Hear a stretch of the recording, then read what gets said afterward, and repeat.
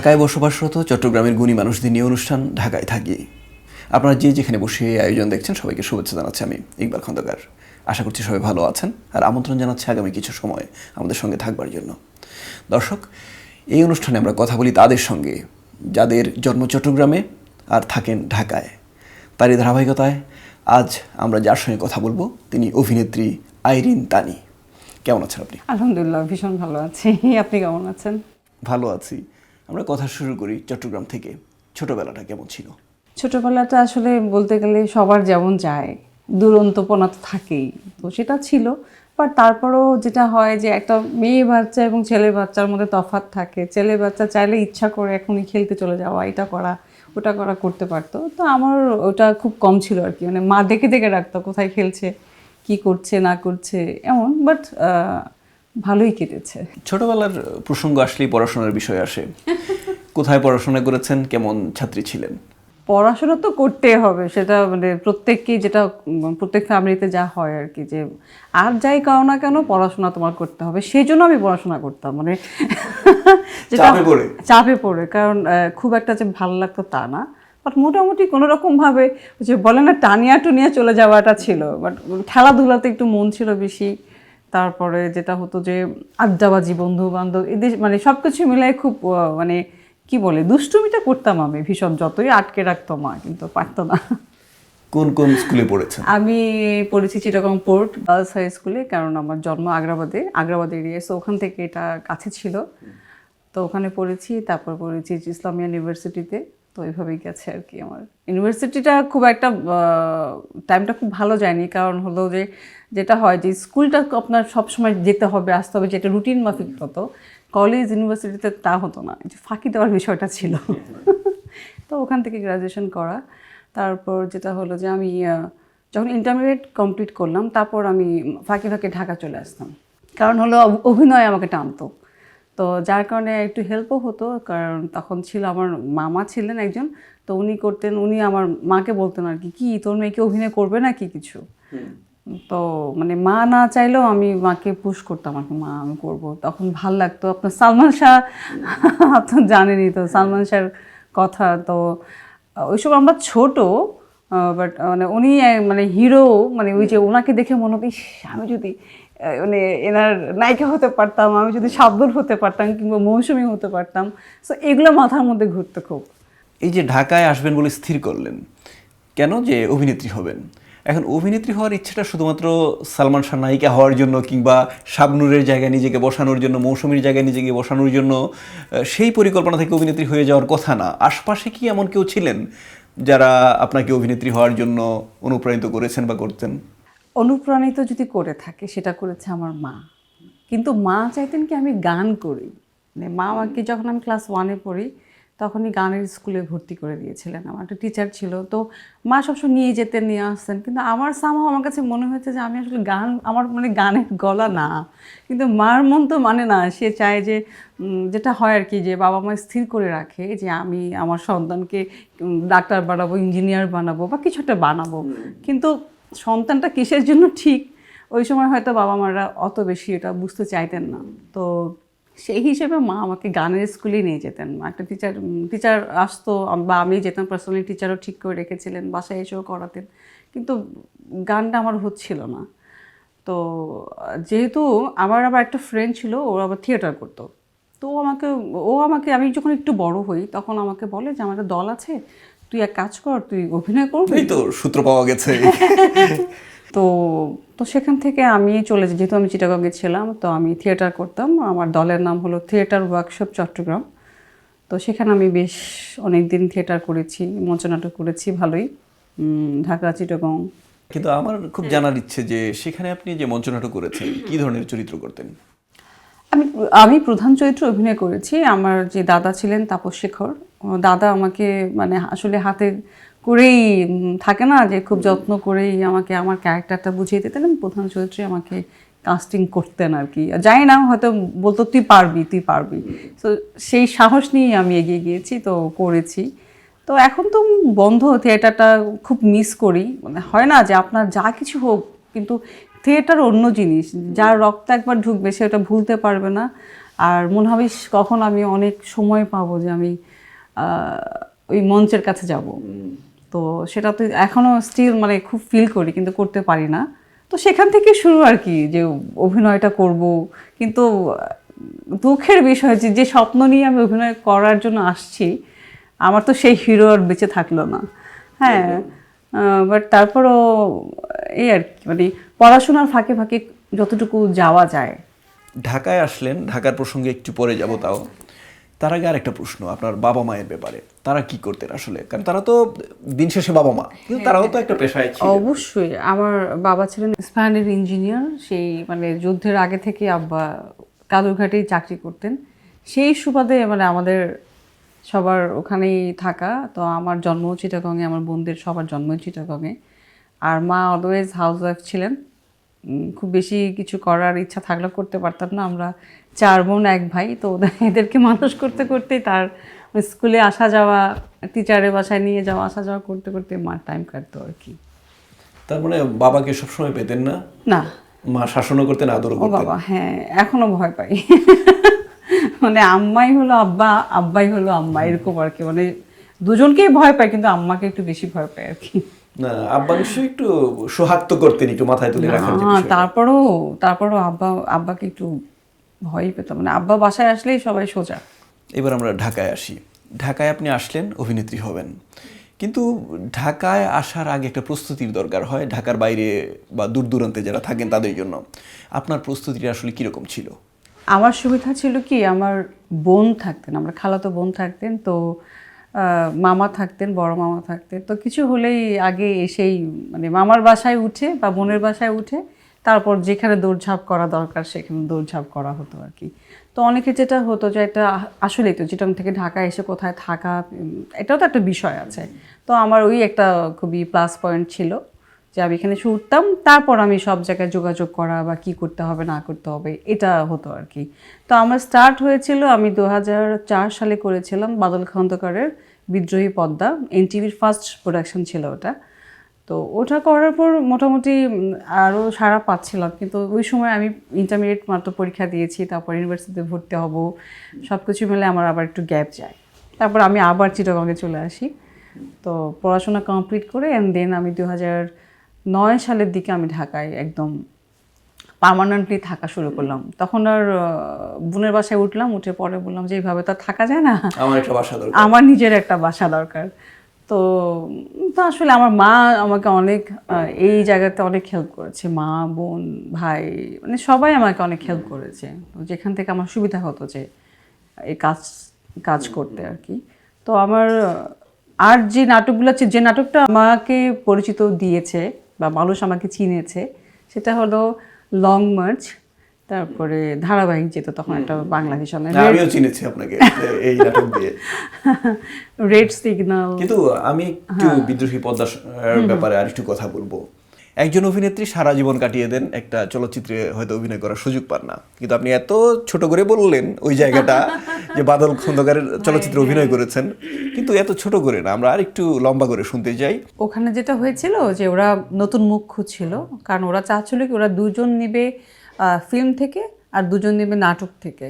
তো নাটক থেকে শামসুমন ভাইকে নিয়েছিল, তো আরও কয়েকটা মানুষ মানে আর্টিস্টকে কল করেছিল আর ইন্টারভিউ দিয়েছিল। তো সেখান থেকে সামহাও মানে আমি জানি না, যে আমিও গিয়েছিলাম ইন্টারভিউ দেওয়ার জন্য, তো দিলাম। তো সামহাও মানে আমি সিলেক্ট হলাম আর কি। তো আমি ভেবেছি যে ইন্টারভিউ দিলাম, কী নাম তোমার, পারো নাকি এটা সেটা অনেক প্রশ্ন যেটা হয় আর কি। একটু নার্ভাসও হয়ে গিয়েছিলাম। তো মন খারাপ করে মাকে নিয়ে বললাম, মা আমার মনে হয় হবে না। তো 3-4 দিন পরে আমাকে বাদল ভাই ফোন দিয়েছেন যে তুমি আসলে ওনারা চাচ্ছিল, যেটা বুঝলাম যে একটু যারা ব্যস্ত কম ওই সময়ে, যেটা হয় আর কি, যে ওরকম কোনো আর্টিস্ট নেই আর কি। তো ওই সময় তো আমি নতুনই, একদমই নতুন। তো আমি বললাম যে আমি ফ্রি আছি। মানে আমাকে ইয়েস বলেছে, আমি ফ্রি আছি, তো এই আর কি। তারপরে তো শুটিংয়ে চলে যাওয়া, কী টাইপের আমার ক্যারেক্টারটা আমাকে বুঝিয়ে দিল, পারবো কি পারবো না, এটা না ওটা না, বলছে তুমি টেনশন করো না, আমরা তোমাকে শিখিয়ে দেবো। সো আসলে এটা খুবই আমি লাকি, এবং থ্যাঙ্কস টু বাদল ভাই। অনেক সময় আসলে থ্যাঙ্কস দেওয়া হয় না, ভালোই হলো, ক্যামেরার সামনে থ্যাঙ্কস দিয়ে দিলাম বাদল ভাইকে। তো এরপরে আমি আসলে আবার চিটাগং চলে আসলাম, আবার লেখাপড়া এটা সেটা করে মানে খুব ওভাবে করে আমার ফিল্ম আসছিল, বাট যেটা হয় যে আপনার একটা ফিল্ম রিলিজ হলে অনেক ফিল্ম আপনার আসতে শুরু করে। তা আমার আসছিল, বাট ওই সময় যে সময়টা ছিল খুব অস্থির সময় ছিল, ফিল্মের যে অস্থিরতা ছিল। তো ওইখানে মানে আমাদের মতো মানে মধ্যবিত্ত একটু এইটা করছো কেন, সেখানে অনেক বিষয় ছিল যেটা আমার পক্ষে সম্ভব ছিল না ওরকম মুভি করা। তো যার কারণে আমি আর ওদিকে যাই নাই, নাটকের দিকে গেছেন। নাটকের লাইনেই গেছি।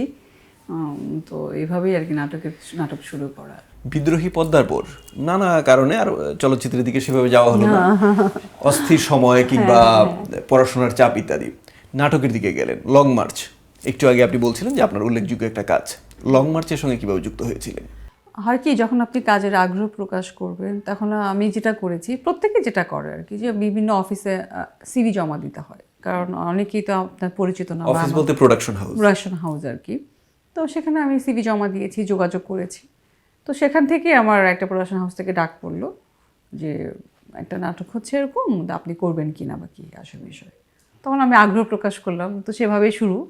তো সেখান থেকে আমি অনেকগুলো নাটক করেছি, লং মার্চ করেছি, রেড সিগন্যাল, হাতে মালি, মানে অনেক নাটক, মোটামুটি ভালো অনেক নাটক করেছি। এবং অধিকাংশ নাটকই আবার মোশাররফ ভাইয়ের সাথে ছিল, যার কারণে মানুষও ভালো দেখেছে, ভালো অভিনেতার সাথে কাজ করলে যেটা হয় আর কি। আপনি নাটকে যুক্ত হয়ে গেলেন, অর্থাৎ ধারাবাহিকের সঙ্গে যুক্ত হওয়া মানে দীর্ঘদিন একটা ইউনিটের সঙ্গে কাজ করা, একদল মানুষের সঙ্গে কাজ করা, জীবন ধারা অনেকটা তাদের মতো হয়ে যাওয়া, একটা পরিবারের সঙ্গে যুক্ত হয়ে যাওয়া। ওই সময়টা আসলে কেমন ছিল? এত বড় একটা ধারাবাহিকে যুক্ত হওয়ার পরে সময়টা কেমন যায় আসলে জানতে চাচ্ছি। ভীষণ ভালো যায়। হয় কি, যখন আপনি একটা লম্বা সিরিয়ালে কাজ করবেন, কি হয় সবার সাথে একটা হৃদয়ের সম্পর্ক হয়ে যায়। তখন হয় না যে এই কালকে কি তুমি দুপুরবেলা কি খাচ্ছ, আচ্ছা আমি কিন্তু নিয়ে আসতেছি তোমার জন্য, মানে বাসার মতো হয়ে যায় আর কি। তো সেই সুবাদে সবার সাথে একটা সুসম্পর্ক গড়ে ওঠে। যেমন মোশাররফ ভাই আমাকে যেমন আছে না যে এই তুই এটা করবি, এটা আমরা দেখায় দেওয়া যে বিষয়টা, যে এটা কিন্তু তোর হচ্ছে না, তুই এভাবে কর, এটা কর, ওটা কর। তো এইগুলো হয় আর কি, নিজের মতো হলে যেটা হয়। তারপরে একটা সিরিয়াল থেকে দেখা যায় যে এই আমি কিন্তু একটা সিরিয়াল করছি, তুই কিন্তু থাকবি, আচ্ছা এইটা হয় আর কি, যে এরকম হতো। তো একসাথে দেখা যায় একটা থেকে আরেকটা এভাবে অনেকগুলো কাজ করা হয়ে যেত আর কি একসাথে। হ্যাঁ, অভিনেতা যখন কোনো অভিনেত্রীর সঙ্গে কাজ করে স্বাচ্ছন্দ্য বোধ করেন, তিনি পরে নাটকের জন্য তার কথা বলেন, এমনকি আপনিও বলেন যে অমুকের সঙ্গে কাজ করতে চাই। আবার এটাও ঠিক, সেই পরিচালকেরও কিন্তু অনেক কাজ হয়, তিনি যাদের সঙ্গে কাজ করতে স্বাচ্ছন্দ্য বোধ করে তাকে নেন। মাসুদ সাজান ওই নাটকগুলোর পরিচালক ছিলেন, তার নাটকগুলোতে আমরা আপনাকে দেখেছি। তারপর অন্যান্য পরিচালকের নাটকেও দেখেছি।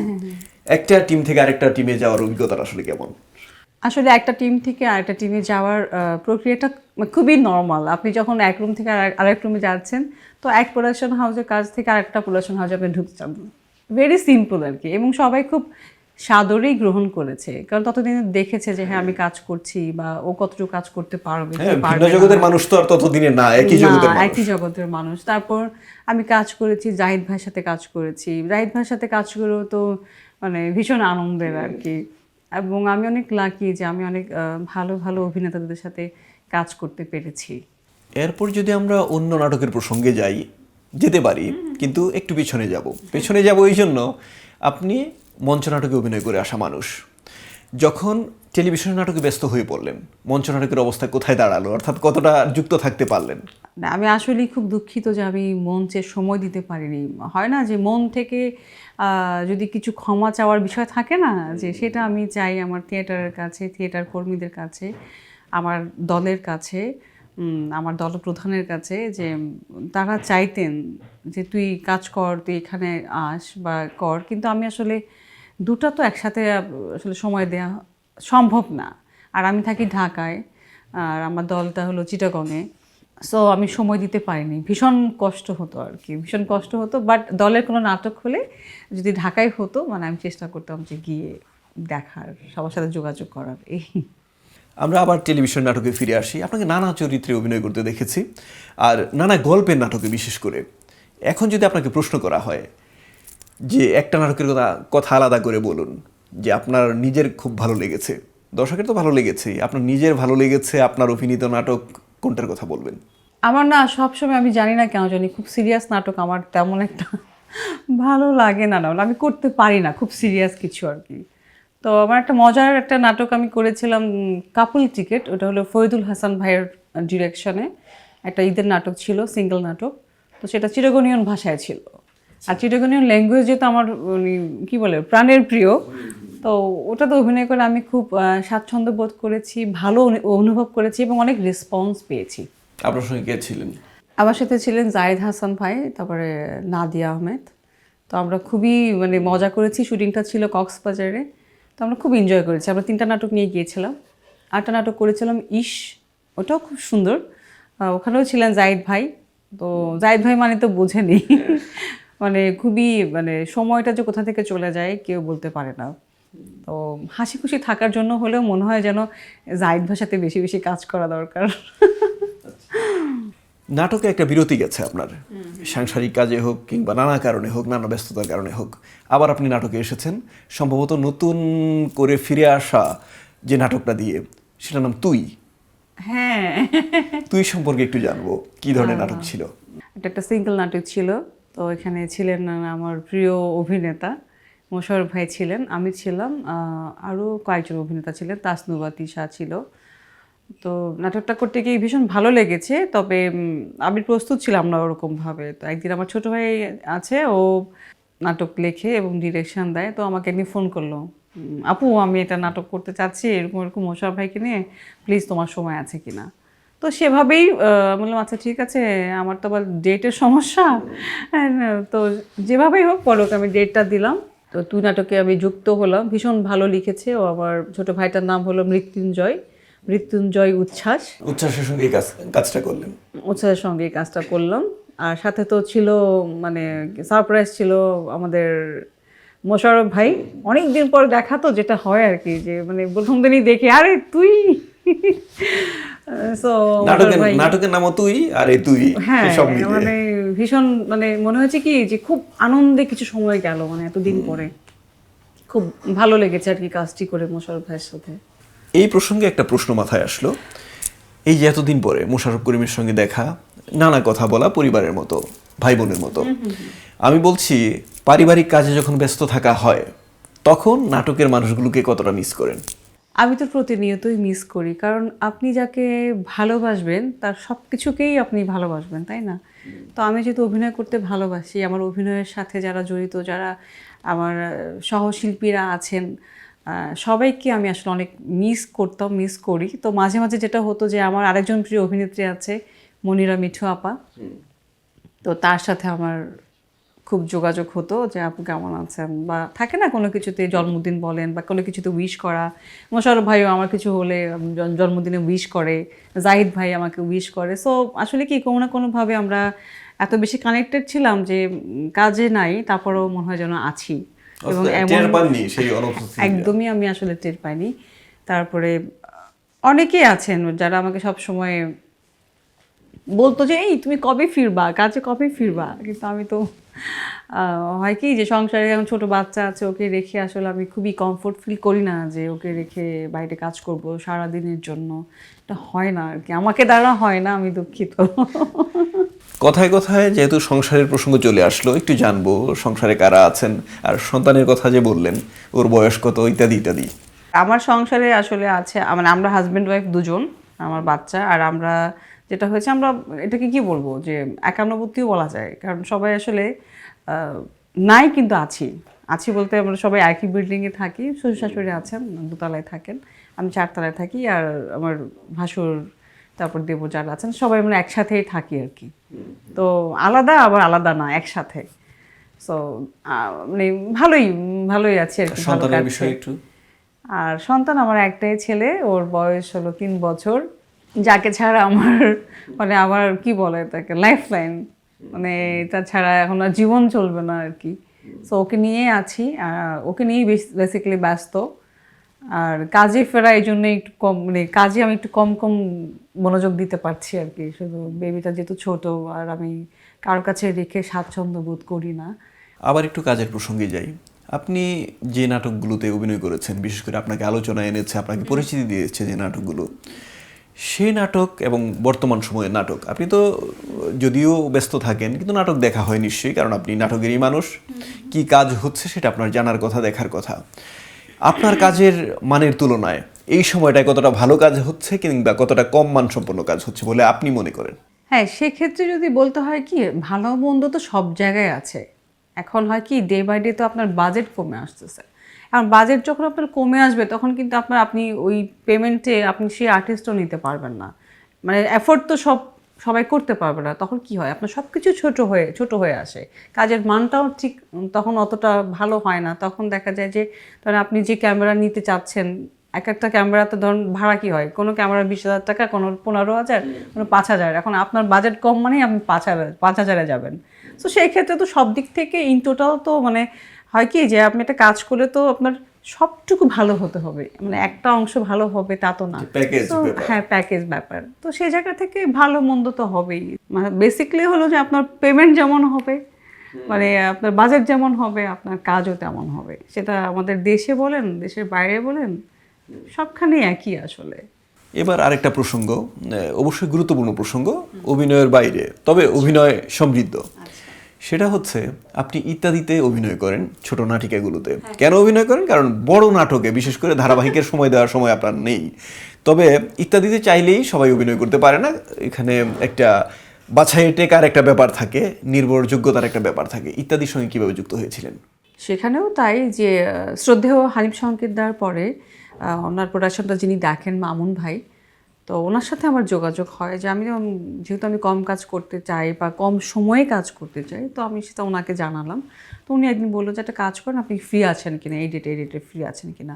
তো সেদিন পড়ে গিয়েছিল শনিবার কি রবিবার, তো আমার টাইমের সাথে মিলে গিয়েছিল। তো যেটা ওনাদের সাথে একটা সুবিধা কি, ওনারা যখন একজন শিল্পীর সাথে একবার কাজ করে কমফোর্ট ফিল করে, তখন কিন্তু ওনারা নেক্সট টাইমে ওই শিল্পীকেই আবার ডাকেন। সো সেভাবে আমার মানে কাজটা করা হচ্ছে ওনাদের সাথে, মানে আমি খুবই কৃতজ্ঞ। হানিফ সংকেত দার কাছে তো অবশ্যই, তারপরে আমাদের মামুন ভাইয়ের কাছে কৃতজ্ঞ যে ওনারা আমাকে বারবার ডাকছেন, এবং আমিও আমার অল্প সময়ে তাদের সাথে, তাদেরও অল্প সময় লাগে, আমারও অল্প সময়ই আছে, তো মিলে যেটা হয় আর কি, আমি করতে পেরেছি। অল্প সময়ে অনেক বেশি দর্শকের কাছে চলে যাওয়া যায়, আসলে তাই। ইত্যাদি থেকে আমরা আবার একটু নাটকের প্রসঙ্গে যাই। আপনার একটা নাটক ছিল বউ শাশুড়ি, সেখানে খুব গুরুত্বপূর্ণ একটা চরিত্রে আপনি অভিনয় করেছিলেন। সেই নাটকের সঙ্গে কীভাবে যুক্ত হয়েছিলেন? সেটাও একই, মানে ধরেন একদিন আকাশের সাথে কথা হচ্ছিল যে আমি একটা নাটকের শুটিং করছিলাম, ও আমাদের সেটে আসছিল আর কি। তো ওভাবেই দেখা, তো বললো যে আপু আমি তো একটা কাজ শুরু করছি, এরকম একটা সিরিয়াল, আপনি করবেন কিনা বউ শাশুড়ি নামে। তো আপনি হলেন বউ, বড় বউ, আর শাশুড়ি হলো মনিরা মিঠু। তা বললো হ্যাঁ ভালোই হবে, মানে অভিনেত্রী মনিরা মিঠুর সাথে কাজ করব, ভালো লাগবে। তো ওভাবেই ঢোকা। তো সেটা আমি প্রায় 3-4 বছর কাজ করেছি একসাথে। তারপর আমি আবার কনসিভ করলাম, আমার বেবি আসলো, তো সেই জন্য আমি আসলে সময় দিতে পারিনি। পরে আমার জায়গায় অন্য আরও অনেকেই হয়তো কাজ করেছেন। বাট আমি ভীষণ কৃতজ্ঞ আকাশের কাছে। আকাশ আমাকে মানে খুব সুন্দর একটা ক্যারেক্টার দিয়েছে বলতে কি, আমি কখনো নেগেটিভ ক্যারেক্টার করি নাই। আকাশ আমাকে রিকোয়েস্ট করলো নেগেটিভ ক্যারেক্টার করলে ভালো লাগবে, মানে সবাই তো পজিটিভ করে। পজিটিভ ক্যারেক্টারটা হয় কি, মানুষের দেখে একটু অনুশোচনা করে, মানে আচ্ছা ওর জন্য মায়া থাকে, কিন্তু তুমি যখন করবা, তোমাকে মানুষ বকা দিবে মানে তোমাকে মনে থাকবে। তো সেভাবে একটা নেগেটিভ ক্যারেক্টার আমি করেছিলাম, এবং আমি প্রথম মন খারাপ হতো, কী রে আমাকে এত বকাঝকা করে। ইউটিউবে দেখলাম অনেক কমেন্টস যে বড় বউ শয়তান, বড় বউ এটা। তো আমার খারাপ লাগতো। তখন ও আমাকে বললো যে এটাই হলো তোমার সফলতা, যে তুমি তোমার নর্মাল চরিত্র থেকে বের হয়ে তুমি একটা নেগেটিভ ক্যারেক্টার করছো, সেটা রোল করছো এত দূর, তার মানে তুমি ভালো করছো আইরিন, তুমি এটা নিয়ে বোকার মতো মন খারাপ করছো কেন।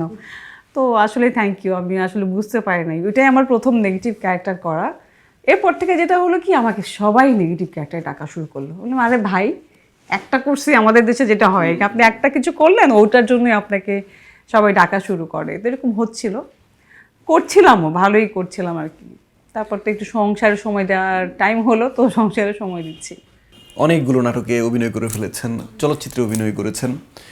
আপনার পরিবার এখন আসলে কি বলে? কারণ একটা সময় তো ছিল যে একটা অনিশ্চয়তার জায়গায় আপনি যাচ্ছেন, অভিনেত্রী হবেন, আপনার পরিবার হয়তো সেভাবে চিন্তাই করেনি। এখন তারা আসলে কি বলেন? আসলে আবার যদি সংসারের এই যে বললেন যে কারা কারা হেল্প করছে কাজে, বা তারা কি প্রতিক্রিয়া জানাচ্ছে? হ্যাঁ, যারা প্রতিক্রিয়া জানাচ্ছেন তা তো জানাচ্ছেই, কিন্তু আমার যাকে একদম ধন্যবাদ না দিলে এটা অন্যায় হয়ে যাবে, সেটা হলো আমার হাজবেন্ড। মানে ও আমাকে অনেক বেশি করে যে আরে তুমি কাজ করছো না কেন, আচ্ছা আমি দেখবো, তুমি যাও, এটা তোমার পছন্দের জায়গা। অনেকে তো অনেক অপরচুনিটি পায় না, তোমার হাতের কাছে এত অপরচুনিটি, তুমি চাইলেই অনেকগুলো কাজ করতে পারছো, তুমি করছো না, প্লিজ তুমি কাজ করো। এখন তো একটু বাচ্চা বড় হয়েছে, বা থাকে না যে অনেক হাজব্যান্ড আছে হাজব্যান্ড ওয়াইফকে কাজ করতে দিতে চায় না, বা সেক্ষেত্রে আমার হাজব্যান্ড, আমার শ্বশুর শাশুড়ি বা আমার এই ফ্যামিলিটা মানে ভীষণ অন্যরকম, অনেক সাপোর্টিভ।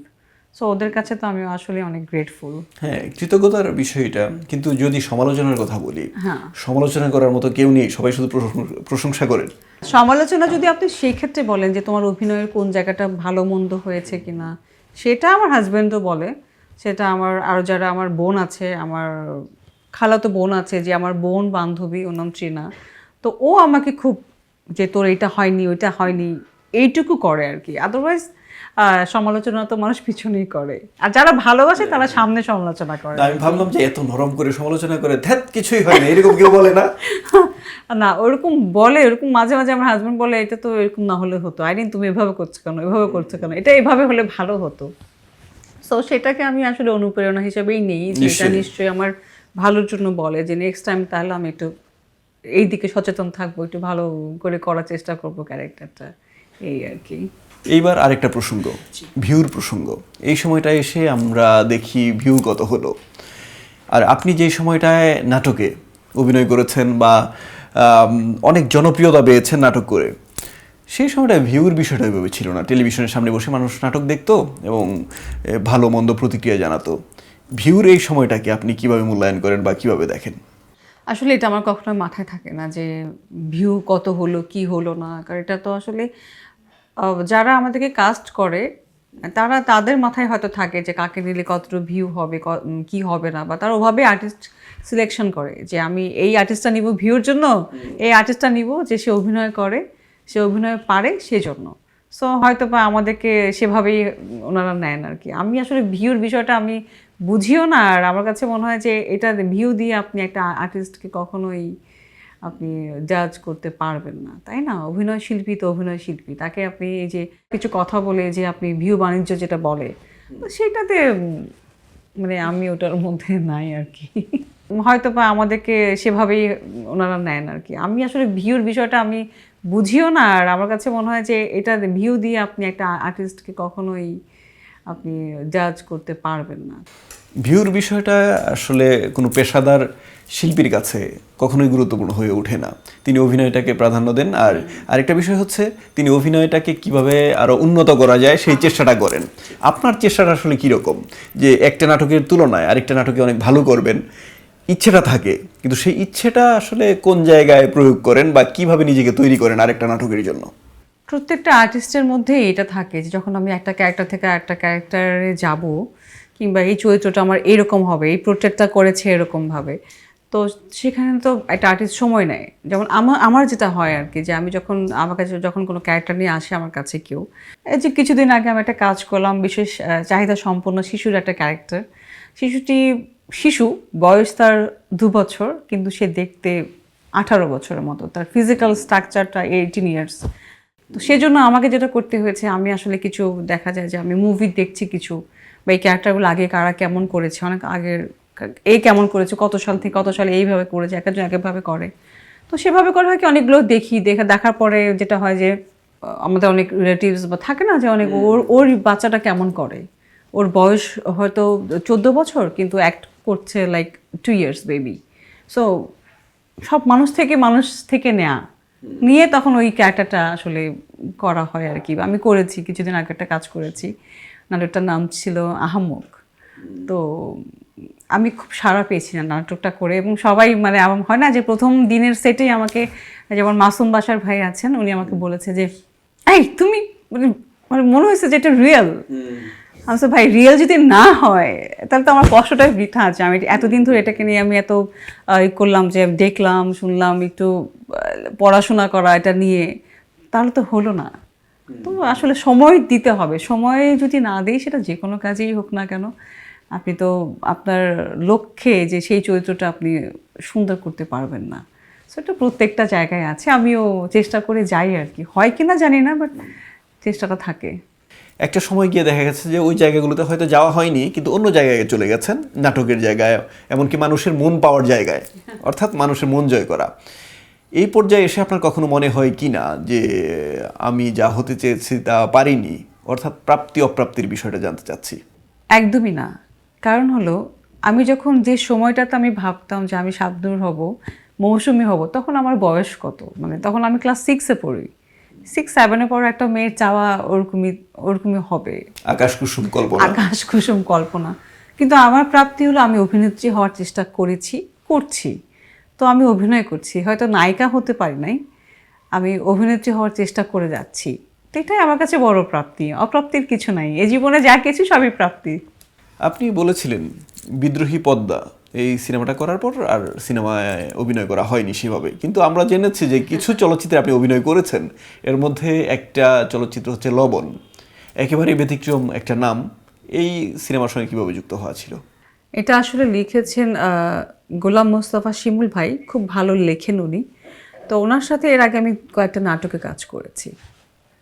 ভালো করে বাসবো, ভালো, শ্যামল মাওলা আমি ছিলাম, খুব ভালো, উনি খুব ভীষণ ভালো লেখেন। তো উনি হঠাৎ করে একদিন আমাকে বললেন যে আইরিন, আমি তো একটা ফিল্ম বানাবো, এরকম গল্প শোনাচ্ছিলেন নাটকের শুটিংয়ের ফাঁকেই। তো সেখানে উনি বললেন আমার ফিল্মটার নাম লবণ। নামটা শুনুন, লবণ, এটা মানে একটু অদ্ভুত, লবণ দিয়ে কি কি করবে লবণ দিয়ে? তখন সে বললো লবণ হলো কি জানেন, এটা হলো ভালোবাসার আরেকটা নাম, লবণ। তো আমি খুব ইন্টারেস্টেড ফিল করলাম, একটা ফ্যামিলির গল্প আর কি, খুবই সুন্দর একটা গল্প, ব্যতিক্রম নাম। খুবই, হ্যাঁ, ব্যতিক্রম, এবং গল্পটাও ব্যতিক্রম। তো সেটা ফিল্মটা আমরা হাফ করেছি, আরও কিছু অংশ বাকি আছে, যার কারণে আমি আসলে বলতে চাইনি, এখানে মুক্তির অপেক্ষায় আছে, আরও কিছু কাজ অল্প বাকি আছে। শেষ করলে তখন বলতে পারতাম যে এই ফিল্মটা আমি করেছি, মানে ফিল্মটা পুরোপুরি শব্দটা এখনও যুক্ত হয়নি আর কি, আমাদের হাফ ডান হয়ে আছে, যার কারণে বলছি না আর কি। বাট ভীষণ ভালো গল্প, এটা আমি আশা করি যে শিমুল ভাইটা তাড়াতাড়ি শেষ করবে। যে জায়গাটার মানুষ আপনি, যেখান থেকে উঠে এসেছেন চট্টগ্রাম, সেই জায়গায় যদি আমরা আবার ফিরে যাই, আজকাল যখন চট্টগ্রামে যান, আশপাশের মানুষজন আপনাকে চেনে, সেই আইরিন তানি হিসেবে চেনে না, অভিনেত্রী হিসেবেও চেনে। তারা আসলে কি বলে, কতটা প্রশংসা করে কিংবা কতটা সমালোচনা করে? আমার খুব সৌভাগ্য হয়েছিল যে আমাদের শেফালি ঘোষ যিনি আছেন শিল্পী চিটাগংয়ের, নিশ্চয়ই আপনি চেনেন, আঞ্চলিক গান করতেন। তো ওনার একটা গানে আমি মিউজিক ভিডিও করেছিলাম, মানে আগে কিন্তু মিউজিক ভিডিওর খুব চল ছিল আর কি, উনি যখন বেঁচে ছিলেন। তো যেটা হয় যে চিটাগং মানে মানে অনেক অন্যরকম ফিলিং। এখন যখন ভাবি যে চিটাগংয়ে গেলে আমি নিজেই কোথায় যেন হারায় যাই, আমি নিজেই জানি না, অন্যরকম একটা অনুভূতি। আর চিটাগংয়ের মানুষ তো কি হয় যে আমি যে সময়টা কাজ করছি সেই সময়কার মানুষও তো এখন যে যার জায়গায়, দেখলে যে এসে চিনবে বা চিনবে না ওরকম না। তো যারা আশেপাশে আছে দেখলে হয়তো বা খুব, এই আপনি এই নাটকটা অভিনয় করেছেন না, আপনি এটা না, ওটা না, তো ভালোই লাগে, প্রশংসা করলে তো কার না ভালো লাগে। বাট আমি খুবই মানে খারাপ লাগে, যেতে না পারলে তো ভীষণ খারাপ লাগে যে আমার জন্মস্থান, যেখানে আমি বড় হয়েছি, যেখানে আমার বন্ধুদের সাথে খেলেছি, ঘুরেছি, মুভি দেখেছি, নিউ মার্কেট ঘুরেছি, থাকে না যে মনে হয় পুরো শহরটা আমার চেনা শহর, তো সেখানে যেতে না পারলে তো খারাপ লাগেই, আর যেতেই মন চায় যেন বারবার সেখানে যাই, আমি মরলে আমাকে ওখানেই মাঠে দিও। ওই বিষয়টা হয় আর কি, মানে অন্যরকম অনুভূতি, যেটা মানে অন্যরকম। বর্তমান সময়টা আমাদের জন্য অনেক বেশি গুরুত্বপূর্ণ, কারণ বর্তমানে যা করছি ভবিষ্যতে সেটা মূল্যায়িত হবে। এই সময়টা আসলে কি করছেন, বর্তমান কাজ সম্পর্কে জানতে চাচ্ছি। এই সময়টা সংসারের পাশাপাশি যেটা হচ্ছে, আমি অল্প অল্প কাজ করছি, আসলে বেশি সময় দিতে পারছি না, আপনাকে তো বললামই। তো আমি যেটা করছি, 2-1টা সিরিয়াল করছি, তারপরে 2-1টা সিঙ্গেল করছি, যেমন ঈদে 2-1টা কাজ করব, কথা হয়েছে যে 2-1টা আমি সিঙ্গেল কাজ করব, অল্প অল্প কাজ করছি আর দেখছি। বেসিক্যালি আমি হয় কি, আমি অনেক যে চেষ্টা করি সময়ের ফাঁকে ফাঁকে, মানে বাসায় সময় দেওয়ার পর যতটুকু সময় থাকে আমি আসলে অভিনয় দেখি। আমার যারা সিনিয়র শিল্পীরা আছেন দেশে বিদেশে যারা আছেন আর কি, তো আমার কাছে মনে হয় যে আমি এটাই যেহেতু আমার কাজ, এটাকেই যেহেতু আমি ভালোবাসি, তো আমি অভিনয়টা দেখি, বিভিন্ন মুভি দেখি, তারপরে নাটক থাকলে নাটক দেখি, যেটা সামনে আসে ওটাই দেখি, মানে সব কিছু থেকে কিছু না কিছু গ্রহণ করবার চেষ্টা করি আর কি। আমরা শেষ পর্যায়ে চলে এসেছি অনুষ্ঠানের। এখন আপনি যাদের সন্তান, যে মাটির সন্তান, সেই মাটির মানুষদের নিয়ে কিছু বলবেন।